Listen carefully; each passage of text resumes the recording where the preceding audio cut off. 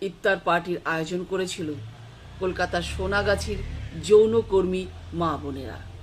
তারা তাদের মুসলিম ভাই দাদাদের আমন্ত্রণ করে ইফতার পার্টির আয়োজন করেছে এবং সেখানে নানা রকম খাবার দাবার একটা মহা অনুষ্ঠানের আয়োজন করা হয়েছে।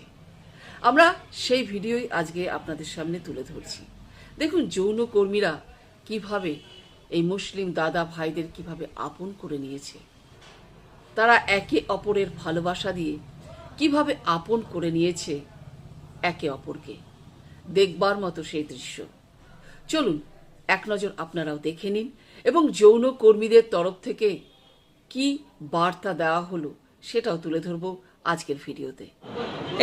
এই যে প্রোগ্রামটা আমরা করলাম, দুর্বারের প্রায় 29 বছর হয়ে গেল, গুটি গুটি পায়ে চলছে 29 বছর।